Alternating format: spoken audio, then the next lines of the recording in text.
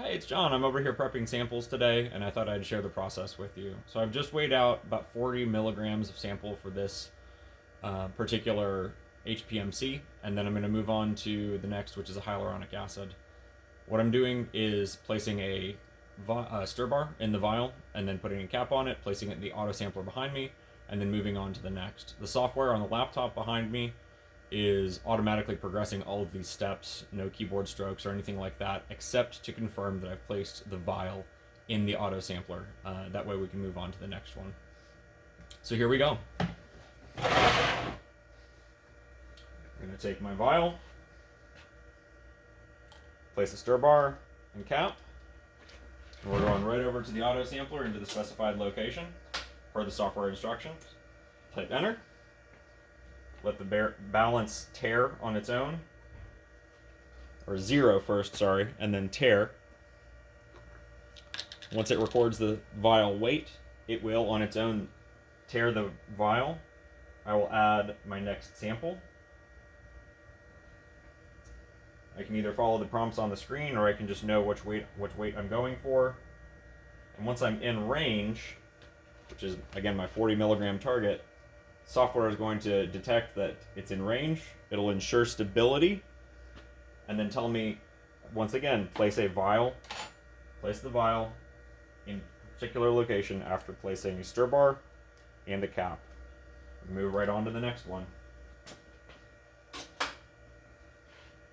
In this manner, I can prepare samples very quickly with user interaction times no more than about 45 to 60 seconds per sample.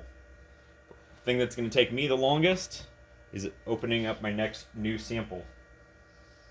Right now we're just running hyaluronic acids.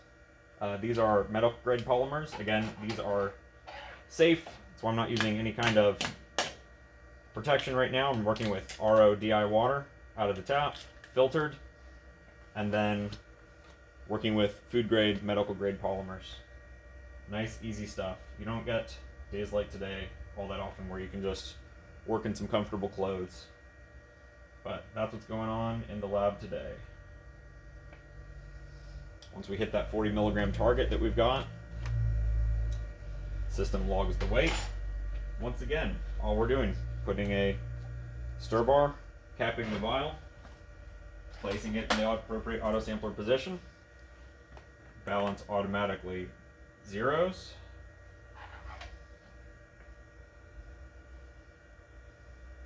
tares, and we move on to the next sample. Sometimes you get it right the first try, sometimes you take a couple tries to get just the exact right amount of weight, right amount of sample.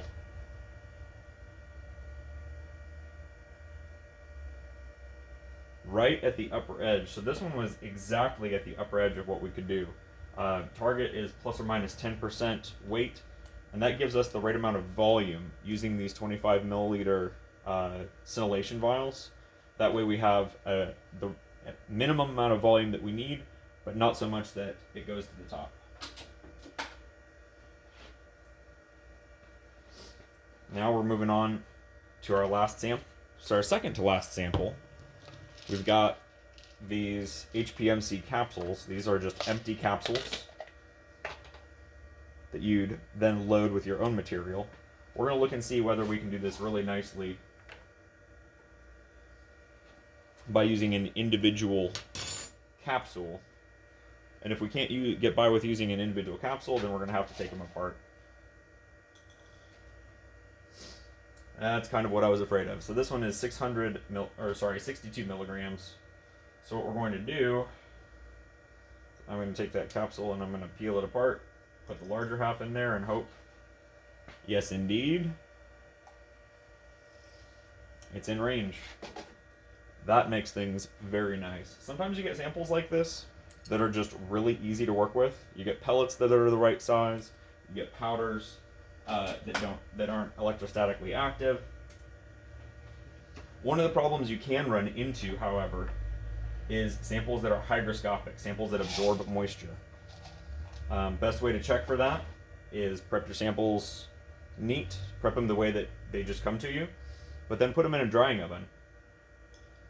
Dry them out.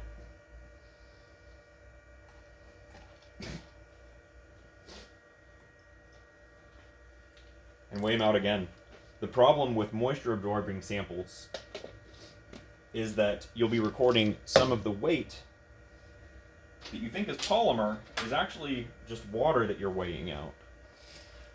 The impact, if you think about it, the impact that's going to have on our results is that we have lower than expected intrinsic viscosity results. Why? Because we're putting in less polymer mass than we expect. This one's going to be a little tricky. I've got some gelatin capsules. I don't want to use the whole capsule.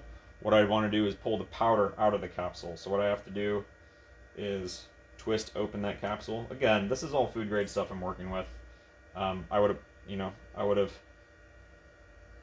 had no problem just having this with breakfast. So what I'm going to do is just simply open this up and pour out. Yeah, sometimes it happens. You get a little bit too much sample. So what I can do is I can safely remove it. Again, this is gelatin. So I'm just going to dump this over here in my waste bin.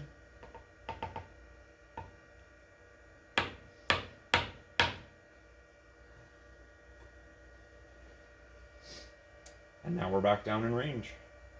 The more you work with these samples, the more you're going to get familiar with how much weight you have to put in. You know, different powder types, different densities. So the question is, do I sample out of the same vial? I think I do.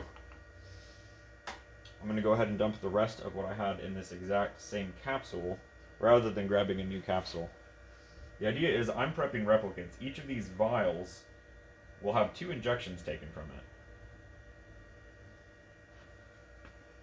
So really I'm going to get 4 injections of each of these samples, but I'm prepping them in duplicate in order to check not only that the instrument is running well, so the duplicate is to make sure that the sample is stable in solution.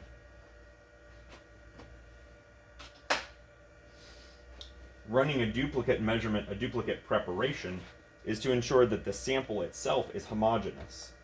I could have a sample that doesn't provide me consistent results from pellet to pellet, from powder to powder. Pull my chair back in here.